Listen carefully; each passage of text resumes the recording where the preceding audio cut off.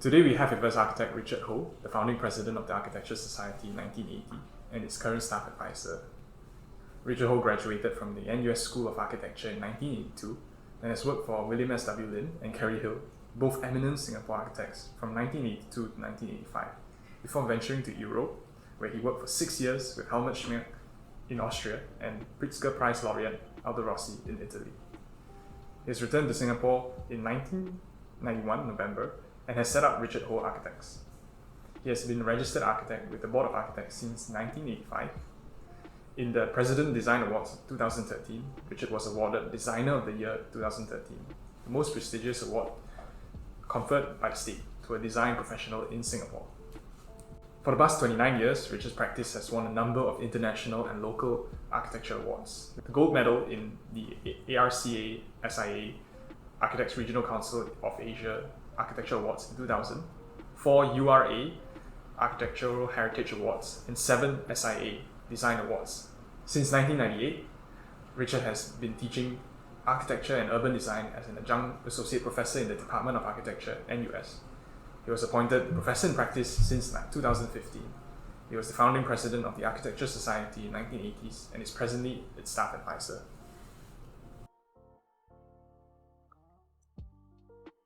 You are the founding president of TUS, the Architecture Society. How was it formed? Well, in 1980, the Nanyang University was closed. And it was then merged with the University of Singapore. When I first enrolled, it was University of Singapore. And so with the merger of the two universities to form the National University of Singapore, all the societies, student societies, and even the student union were asked to re-register with a new name. So since I was elected as president of TUS, I decided then to re-register it under National Institute of Singapore with the Registry of Society. Okay, question number 2. As a founding president of TUS, now as its staff advisor, what is the word that you would use to describe how the student body has changed over the years? Well, I must say the student body now is much, much larger. In my days, in the late 70s and early 80s, our school each year had only maybe 40 odd students, not even more than 50. So the whole school of architecture students do not number more than 250. Yeah? The attrition rate was very high those days, very high. So my graduation year, I think there were only about 45 of us or something like that. So what's the difference? You say the student body, how has it changed over the years? I think being smaller, the cohort being smaller, the students could interact better. We do mix better because it's just less than 50 of us. But now 1 year you have like 150, so it's difficult. Question number 3. TUS is 42 years old this year. What is the most memorable anecdote you remember from your experience? The most memorable anecdote, I would say, was the first exhibition of students' works. In those days, there was no such thing as exhibition of students' work. So our first TUS Exco decided that the public should know what we are doing in school, right? Our parents are paying for education, and other people who may be interested in architecture should be able to come and understand what's going on with architecture students. So we staged the first exhibition in our studio, which is now SDE 1, I think, the old building with the staircase in the middle. And and I remember clearly I went around every year. I told them, look, every student should exhibit.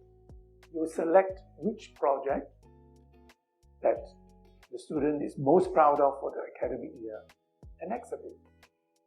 So it was a big exhibition, over 200 student works, pinned up all over the two studios. We had only two levels, the highest levels of studios. And then we organized tours for the JC students, the junior college students. So they come by bus loads, and I make sure that there are our students who bring them around the various years and explain to them what we do in school. What is the most interesting aspect of a student exhibition, and why is it important to have one? I think it's important for a school to exhibit the works of its students throughout the entire course, from first year to master's degree. Why is because it gives the school, our Department of Architecture, the opportunity to showcase a diversity of approaches in the architectural design. Yeah? And also the diversity in the pedagogy of architectural education. Yeah? So a visitor coming in to an exhibition will be able to see that the students are exposed to a wide range of approaches. Some do it better than others, but that's not really the main reason for the exhibition. But the idea to think that, yes, these young minds are exploring many different ideas. Question number 5. As a current student visiting the exhibition, how should they best benefit from the chosen works? I would say the best benefit is to look with an inquiring eye and mind. Don't just look and say, wow, this one very nice, very nice colors. Shouldn't be. When you look at something, you should ask why. Why is it done this way? And why the question is important is because then you set this process of questioning, of inquiry. And in that process, you learn why certain students do things a certain way, and it will then expand your knowledge, because then you will, being an architecture student, you have to have an inquiring mind. If not, you won't do well in architecture school. So you will set up a whole chain reaction of what to look for. All right, for a student from the JC or even O levels, you visit our exhibition, students' works. I think, of course, you may feel overwhelmed because of the amount of work that is being done by architecture students. Architecture students in NUS outperform every other faculty in the amount of work they produce. So, but I would say my advice would be the same thing. The A-level student or college student coming in, looking at those drawings, they should also ask why. Why is it done like that? And there are students around who are Archi students around who should be able to explain what the project's about, what were the students trying, what are the issues that the students in designing the project, what they were addressing, which issues they were addressing. So it's always important, I think, to ask questions. Don't go there blur and stay blur. Right. Question number 6. How do you think digital exhibitions have impacted physical exhibitions? I think digital exhibitions has its place, especially showcasing works that may not be easily accessible. For example, Japan, China, or America, not everybody can go there and look at the exhibition. So the digital exhibition does serve a purpose, but I'm a firm believer in physical exhibition because there's nothing like seeing the real thing. Because you see how a model is made, because you can go up close and study the intricacy of the assembly of the architectural model, right? And then you look at of course, there's lighting and all that. Whereas in the digital exhibition, they may even use sort of special effects to make it look more exciting. So I always believe in, I want to see the real thing. Same with architecture. Don't just look at photos in all the architecture websites and think, wow, that building is cool. It's not cool until you see it for yourself, because it has all been doctored to look good in the digital format. Question number 7, what do I think is the difference between my architectural education and the education our students receive now? Big difference. Big difference. Why? Was because our architectural education then, the 70s, up to I think 1981, we belonged to the old school, and there was no computer, nothing. You do remember that. And so everything is hand-drawn, hand-done. But that's just the work part. But more importantly is the thinking part.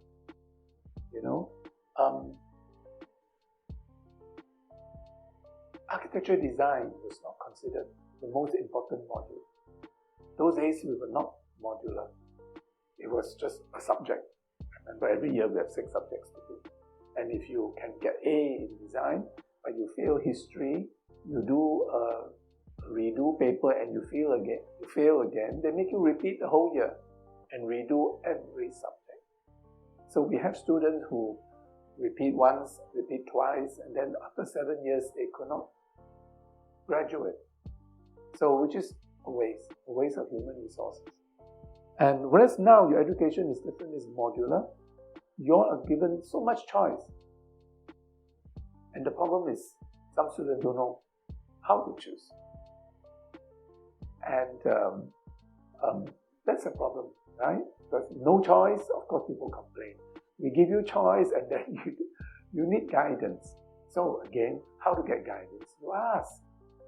You don't ask, nobody knows what's going on in your mind. They don't know how to guide you, right? So, question number 8. Based on your experience, what do you think is the most important thing students should take from their architectural education? I think the most important thing that architecture education teaches you is to respect the diversity of approaches, first thing. And because architecture education is very wide. I think the widest in all the university courses, because you have to study the science and construction part of it, and yet you have to learn how to draw into the artistic side and the sociology side, because you must learn about how people live, how people work. Every project you design, you learn new things because you are designing for people. So there's a lot of social science involved too, right? And also the technical side of, for example, how do you actually design a clinic, for example. You have to understand the processes that go on within the clinic.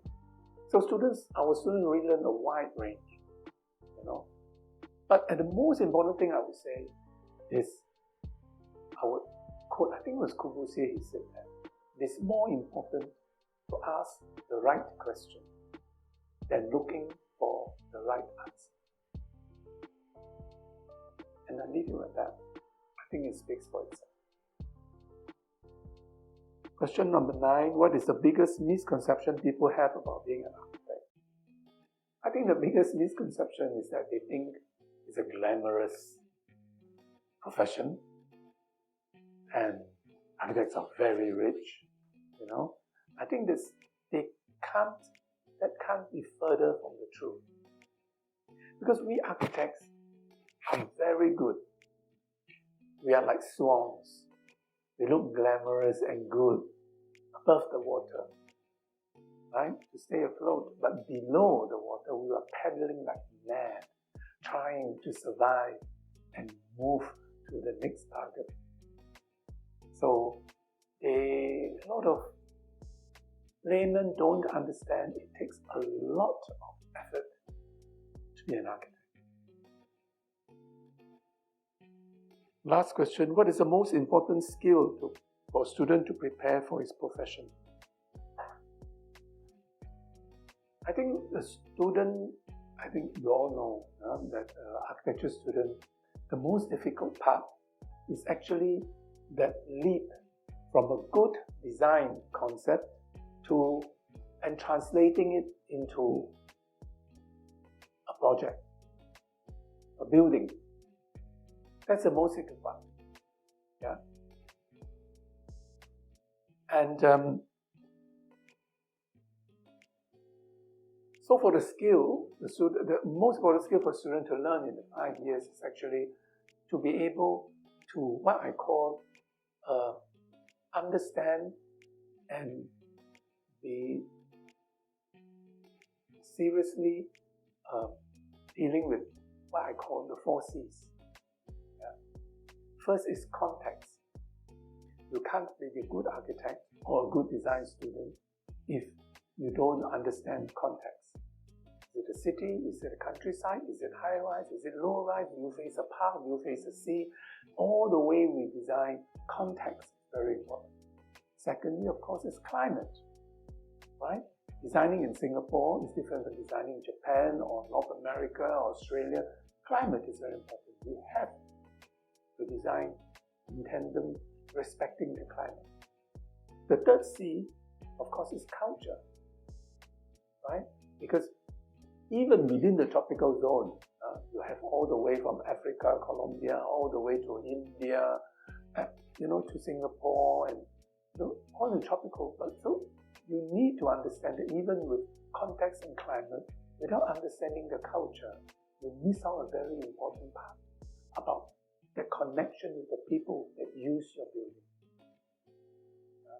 Last but not least, of course, is your client. 4C. But by client, I don't mean the one who pays your fees, but the people who actually use your buildings. Because your understanding and empathy for their needs, and also their cultural background, makes a big difference than designing for yourself.